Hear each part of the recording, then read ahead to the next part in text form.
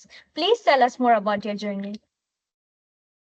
Hi, Ayushi. Firstly, it's a pleasure being with you and discussing something about the journey which I have crossed by and rather sailing by. And yes, I think before we start the conversation, it is important for me to introduce myself a bit. So, I have been in the industry for the last 2 decades, and the time when I started logistic, it was not as a part of my academic curriculum. It was at a time when we were studying the main functionalities in our colleges like finance, sales, marketing. So, like yourself, I also did my MBA in sales and marketing. And as a young MBA business graduate, when I came out in the world of business, I started my career in the call center. Uh, Taking calls, operational calls, and various other functional customer analysis. And I was with General Capital, with G Capital. And then logistic happened as a matter of chance. And Mhm. that was the time I was not even aware what I was getting into, if I may say. It was in the year 2003 when I started my journey with DHL, one of the leading 3PL company. And when I entered into this sphere, I was totally taken aback by the dynamic functionalities, by the fastness, by the vitality of the entire industry as a whole. And since then, I'm so much in love and passion. I'm so passionate about the industry that I chose to continue with it. So it was not easy, but it was not difficult as well. It's just that you need to have the appropriate focus and you need to enjoy it. You need to keep on learning. So the question which is coming from your end is that as a young professional, what was the doubt that I had when I joined in Mhm. the I would not say the doubt, but I would say that I was so much focused, rather got interest in learning more about the industry, because Yeah. logistics just not about the business that you have entered into. It required, rather it has got association with a lot of other things, external factors. Because when Mhm. you are in logistics, it is not just that you are getting the goods, a customer is getting the goods. That good needs to be in the warehouse, that goods needs to be transported in the warehouse, that goods needs to cross the border, that goods needs to be cleared by the customs, the regulatory compliance and the rules and regulations needs to be followed by the risk compliance. And accordingly, these are all government rules and adherences, and accordingly the shipment comes out from the customs, and then it goes to the end customer, which we now call it last mile delivery. Over the Mhm. period, logistic has enhanced in terms of terminologies, functionalities, but this is Mhm. what it is from the origin till the destination. So I was part of one particular functionalities of logistic, and that is Mhm. basically the clearances of goods, import and export. So when Mhm. I started my journey, I, instead of doubt, I became more interested in learning more about the regulatory affairs. My day-to-day interactions with the customs officials, the government officials, it gave me a lot of confidence. And especially when you start with a company which is ready to focus on you as a professional, irrespective of the gender that you belong to, here was Mhm. a platform for me to Wow. grow, to fly with my wings Mhm. and learn more and more. So more of a doubt, I would say. I Mhm. I didn't have any barriers also. I didn't have any doubt also, but my keenness to learn more expanded. Mhm. That's how Wow. it really started. And that's how my love for logistics till today is so much intact that I want to do and give back to the industry. And hence I'm talking to you here. Definitely, ma'am. And it is very inspiring to hear things like this that, okay, when you entered, you still got support from the company itself that they'll help you grow. They give you that platform to explore and keep on learning continuously. And it's like right now, because as I said, I am still extremely fresh. The standard thing that keeps on being repeated by everyone is the oh, are you sure you will be surviving in the male dominated sector? Logistics requires so much, but I feel every sector requires a lot. But logistics is the sector which is more of a need than it is a want, because it it is something that is being relied on for a lot of things, from essentials to luxury goods. Each and everything depends on logistics for it to function better. So if in a way this sector is providing more to the society than it is to the individuals, that's like, the people who are working in it, it's like I like to see it that way, that I'm able to provide so much if I am in this sector. And like, it's sometimes it's just I wanted to ask you, like, how did you feel, like, in your extremely fresh years, as you said 2003? So then how was the work environment around you? Did you feel that imposter syndrome, that oh my god, it's very fresh, very new, there are so many men around me? How did you make yourself feel comfortable in the sector? A very good question, Ayushi. I understand from where you are coming from, and probably as we proceed by in the conversation, I would delve more into what you are focusing on. But when I started my journey, let me be very clear to you. I was a young MBA professional like you are, with full Yeah. of energy and vitality. Not that it is less now, but it was Yeah. always there. So, with that kind of energy, enthusiasm, and zeal to know beyond, I got into people who are willing to share more. So, for me, it is a journey which led to learning, learning, learning, learning. I explored more. I traveled. I explored more. I was in the on the shop floor. Logistic now, I have to touch upon this a bit. Logistic is not about just studying it, because now it is more into academic focus. I understand the certifications and everything is important as it is proceeding by with the changing times, Mhm. but it is not what it is. Logistic is about being on the floor, understanding how things are happening. So we, people like me, we learned logistic as a matter of functionalities by being on the floor. So I at that point, it was never a distinction between who is there, whether it's a man or a woman. We worked together. And yes, the men focus were there, because there were a lot of bureaucratic interaction which is required when we talk with different kind of professionals, customs professional or governmental professionals, because I am talking from the perspective when the shipment has reached a particular warehouse, or shipment has crossed the border. The shipment cannot cross the border without you knowing the trade regulations, without you being compliant through it, right? So it gives you a vast arena of knowledge in the global trade and regulations. So for me, I would say that my focus when I started, I would touch this point of this discrimination later on, how it affected. But at that point, being a young professional, I was just learning, learning, learning, and with the enthusiasm which still exists, and was in the correct frame wherein there were people who were ready to give you also. And my growth story, I owe it to. So that's how it is.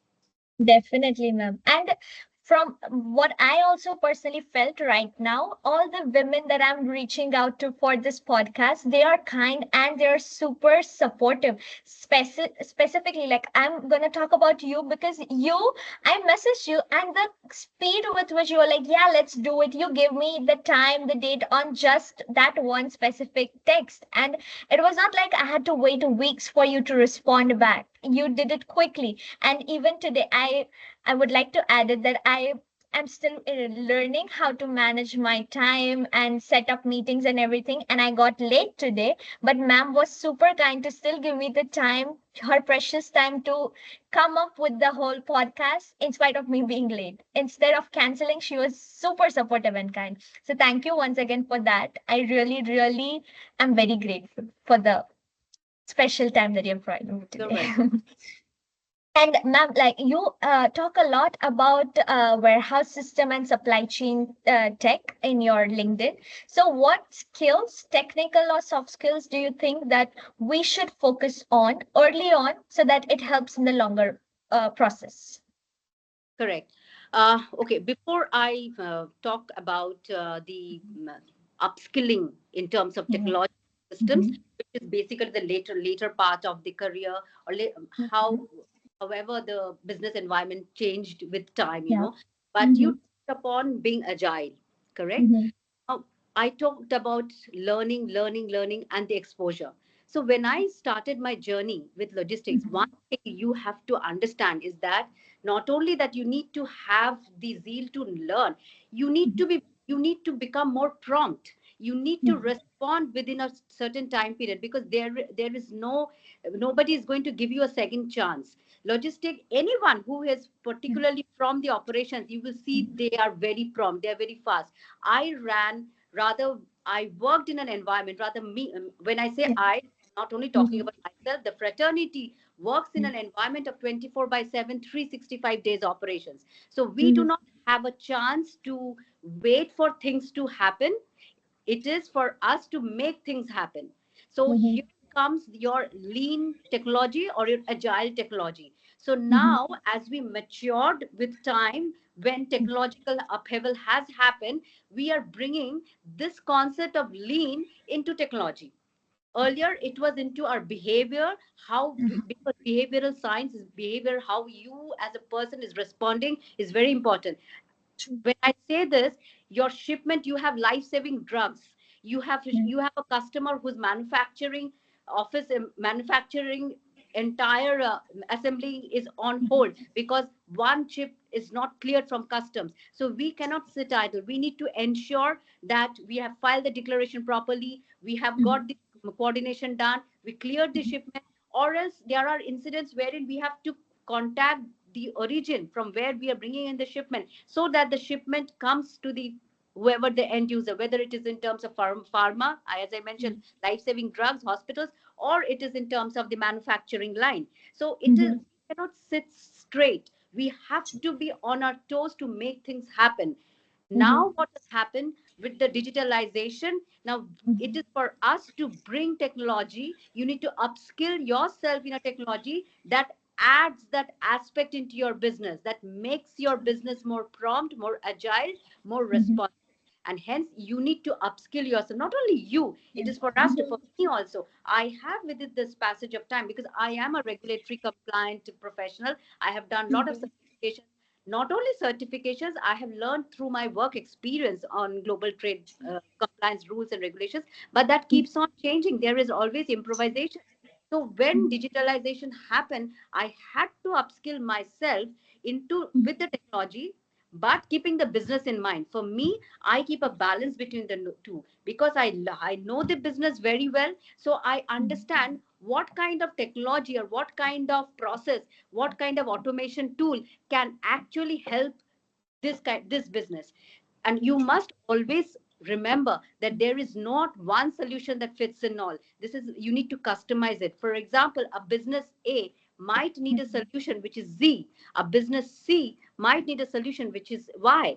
So it is when a person who is quite adept in the business would understand what will be the returns in case this kind of process or this technology is implemented. And hence this concept of lean, which is agility in terms of how we manage the business, is now implemented into technology to get that upheaval in the business domain.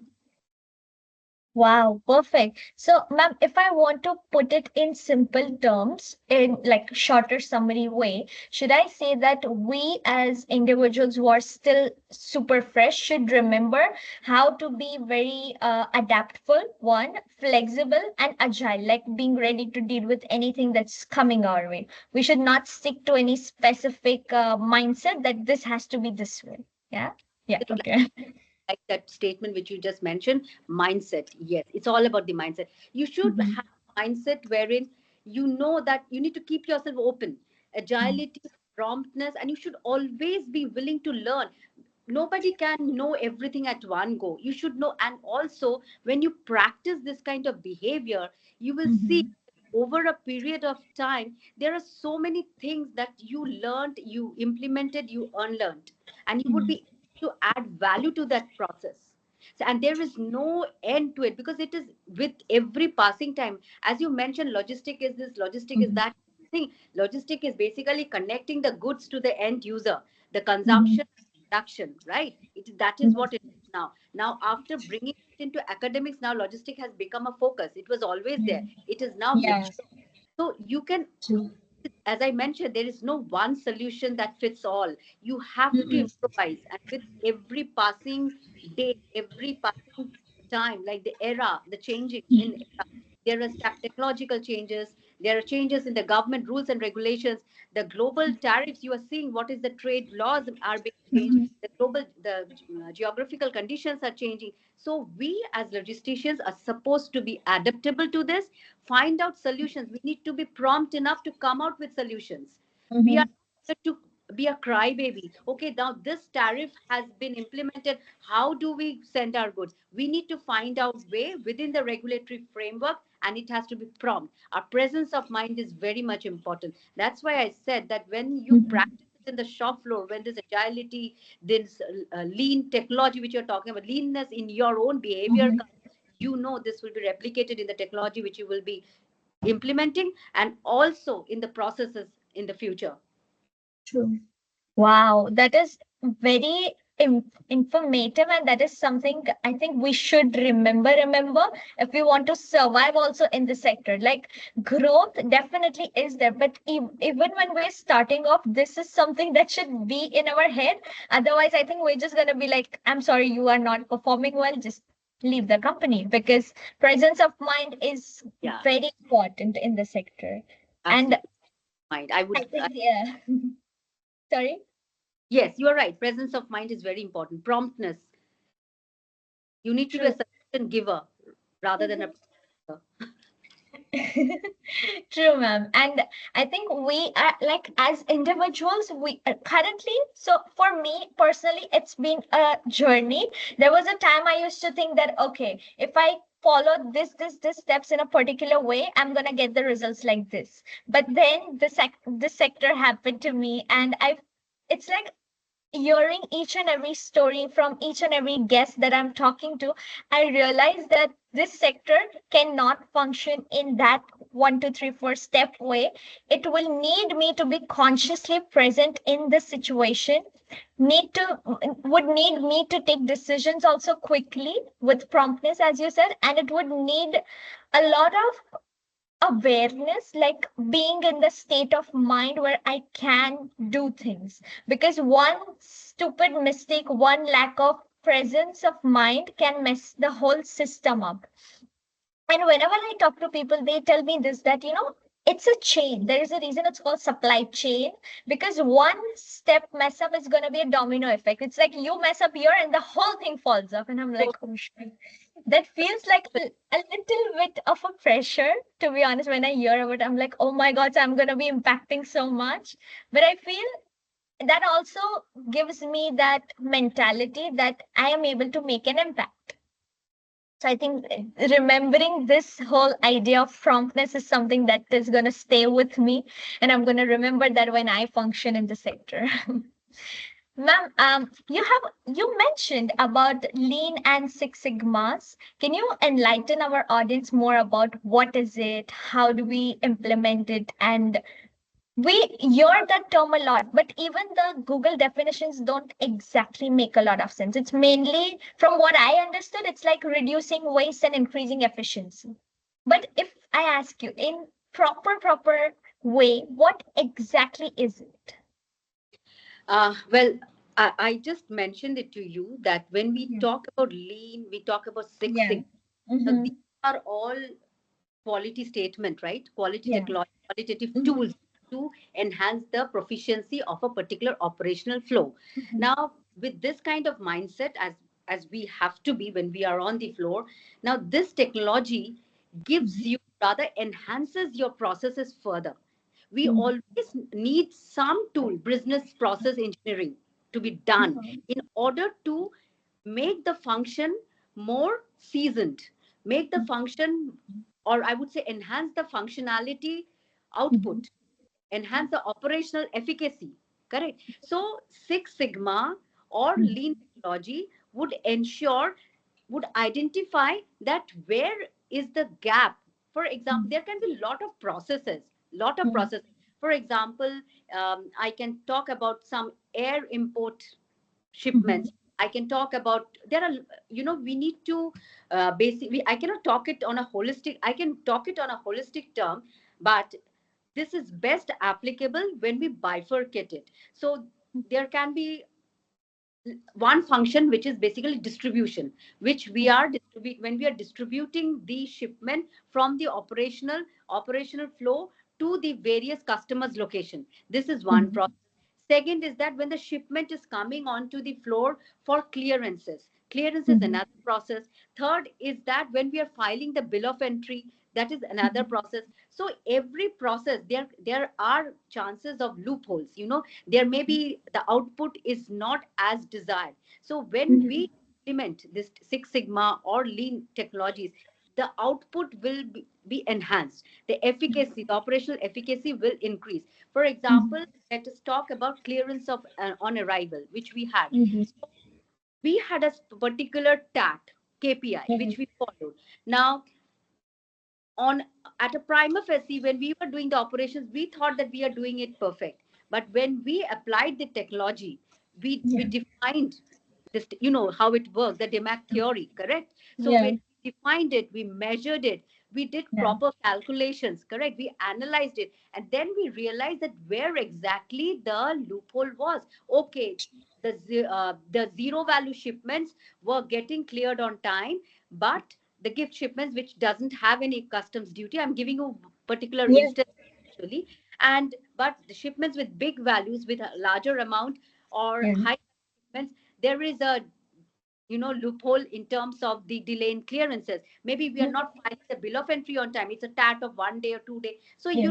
we put on those rules of DMAC theory, we Mhm. see where exactly it is there, and accordingly this theory is implemented. We do study and we observe it, we measure it, we analyze it, and then we implement and execute it, and we monitor it, which is more important. We monitor it, and then we see that yes, after implementing this technology DMAC theory, the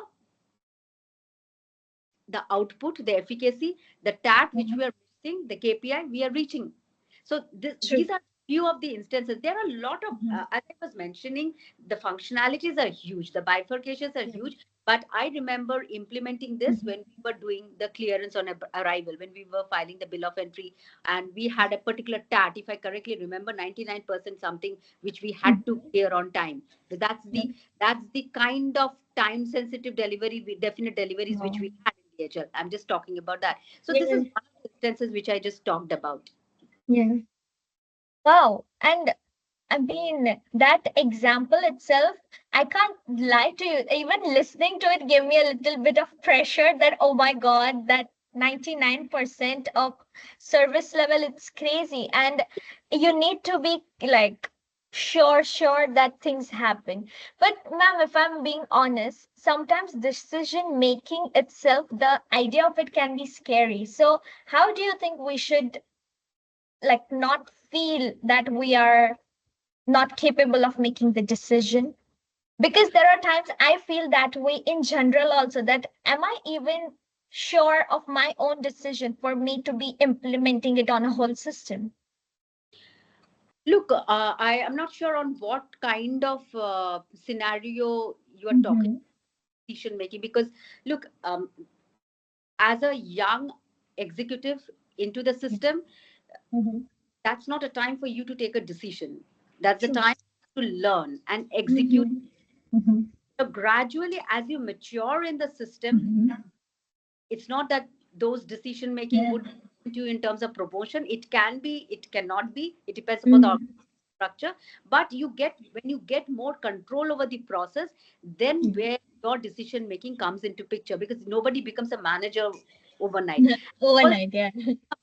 when you come into the leadership role also, in Mhm. order to make yourself heard, it has to be justified. Whatever statement you are giving, it has to have a proper Mhm. justification why you are saying this, and what is exactly would be the result out of this. So the decision making would also be in a different phase of your. Yeah. You're talking from a scenario of men women, I think we have not touched that. Yeah. You have a question wherein you are asking me that something of rejection, and how as a female Mhm. you are You surviving have in. felt. Yeah. Yeah. So would you want me to answer that now, or we will take it? Definitely, ma'am. Definitely. Whatever works better for you.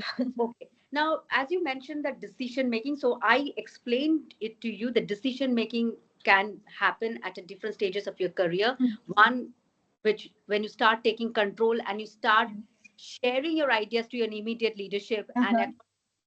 definitely a good company, a good environment would always be adaptable to those decisions. And then Yes. gradually, when you rise up in the ladder of your Mm-hmm. own growth in the organization. Now, coming back to the concept of coexisting, I would say, I would not put a gender bias here. True. Uh, I believe in coexisting. True. Supply chain and logistic is a function which Mm-hmm. requires a lot of softer skills too, True. in terms of customs coordination, in terms of Mm-hmm. customer coordination, in terms of understanding the intricacies of every small things. And it requires a lot of integrity. Requires a lot of integrity. You are just not sitting on your chair and coordinating. You are not sitting on your chair and functioning, conducting the business. No, Mm-hmm. you are liaising with multiple partners. And Mm-hmm. here where the code of conduct, the integrity lies into picture. You deal with lot of partners, you Mm-hmm. deal with buyers, you deal with vendors. So there is an integrity question which comes into picture. You will see True. eventually when you come to the shop floor. So I Yeah. feel that this is a very critical most factor in any operating Mm-hmm. logistic environment. So True. as a woman, I feel that women do have those softer skills. Women do have a higher sense of integrity. Women Mm. go to that extra mile to ensure that the moment of truth is felt by the customer. Because, True. as I mentioned, the 24 by 7, 365 days operation we run on, we ensure that things happen on time, that goods are reaching the customer on time, especially the SOS good. So, these are some of the softer skills which is there. Apart from that, even the Mm-hmm. men have their own innate characters. But True. what I feel is that eventually when I rose up in Yeah. my career in the field, I felt that biasness coming in terms of being identified that she is a woman. It may be that she cannot handle the hard environment. Mm-hmm. So True. gradually this came into my stride. Now, Mm-hmm. just to remind you, when I started my career, I Mm-hmm. started my career with DHL, but I Mm-hmm. transitioned eventually into an environment wherein I was managing multiple warehouses located in remote areas of India and Mm-hmm. managed all men's team. When I Wow. say that I managed all men's team, it came with a lot of challenges, True. extrinsic factors like lot of challenges. In transportation, accidents are happening. Mm-hmm. The trucks are not compliant. Managing the drivers, managing multiple vendors for supplying Mm-hmm. packages. Managing labors for packing and moving the shipment. Labor officers. Whether you are compliant in terms of keeping the blue collar workers, there are unions, trade unions. There are certain lot of things. So I faced all of this, especially working Yeah. on hardcore warehouse environment. There has been cases wherein the blue collar workers had certain their own, they have their own set of criteria for working. You understand how the unions work and all. Yeah. So you had to deal with those sudden audits from the labor officers in case your warehouse is not compliant. I'm just giving you Yeah. instance because Yeah. I managed those kind of warehouses which had nothing and then grew up to something. Now it has got a name. Now everybody knows. So this is the time when I started. But Yes. gradually, I moved into my career. I moved to Dubai. I was in India. I moved to Mm-hmm. Dubai. I moved to Dubai in an environment wherein I was heading in operations too. And Mm-hmm. gradually, when it came into exposing myself more and giving myself something more which I deserve, Mm-hmm. I was confronting such kind of discrimination because there is a mindset which still goes that weaker section. I understand that, as I mentioned, I don't believe in discrimination. I believe in Mm-hmm. coexisting. Definitely. There are port professionals in the port. The men are there who lifts up heavy weight, but nowadays even women are doing it. But I They, yeah. believe that yes, wherein the men cannot fulfill certain things, the women can. So it is a time wherein you need to coexist with our strengths and men and their Yes. strengths. Coexist. It is not the time wherein highlight the weaknesses. And Mm-hmm. this is something which is very saddening part of my career, and I'm sure many people have faced this. Yes. I see a mindset wherein it is said that in a job Mhm. application only male candidates. Why? True. There is a mindset, it is a preconceived notion that this environment is only for Yeah. men, it is only for not for women. The safety and security, herein I question. Yes, the safety and the security of a woman is very much the responsibility of the society at large, and this should be addressed at a larger scale, at different levels, which we see True. in many parts of the world. So let us handle those cases. Let us Mhm. handle at the larger scale rather than discriminating at the level of work. True. So herein I did face rejection, and I do face rejection, and I have faced rejection, and that made me bring myself into a time wherein I'm managing myself the business on my own. I'm now into independent consultancy because I True. know this is one thing. Another thing is that when you become over experienced, Yeah. that is another aspect, because for me it is very much clear. I got an hardcore operations, I got an Mhm. hardcore experience of managing large scale business Yeah. operations, and eventually I've upskilled myself in technology.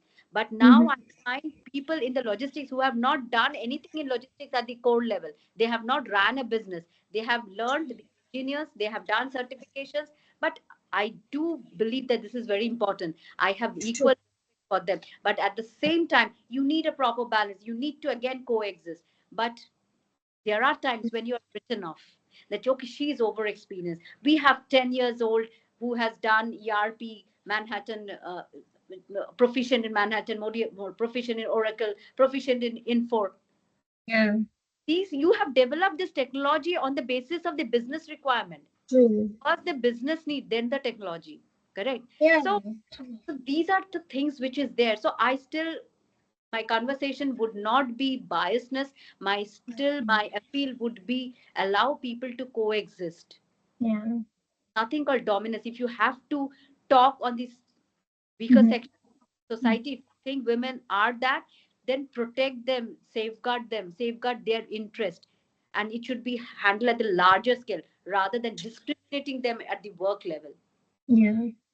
And I feel like if you think it's not safe for women, then you make it safe for women. It's you who is going to make us feel safe or unsafe, right? So you fix yourself and it's going to be fine. We Absolutely. wouldn't have to. Yeah. Absolutely. There should not be any ego. There should not be. Mhm. I have also faced the third category. I have faced in many of the scenarios, I'm not generalizing it, but there are Mhm. scenarios wherein a women leader have to go and walk an extra mile to make herself heard than a male colleague of hers. Why is Mhm. so? Maybe she is making more sense, she's making more business sense, but in order to make herself more heard, she needs to walk an extra mile, while the other person don't have to. That's not happening. Mm. So I really wish. So that's the reason why I came to you, because when you Mhm. mentioned your forum as ladies, leadership, and logistics, there are a lot of forums, but a young soul like you who thought that this can be a platform wherein we should bring in proficient leaders in the segment, women leaders in the segment, know from them. Probably we can all bring some change in the mindset. Let- Definitely. Let's allow people to breathe in. Let's coexist. And if you have to address this at the larger level, larger scale, in the Definitely. larger interest of the society, not at this level, not at Definitely. the level of satiating your own ego. No.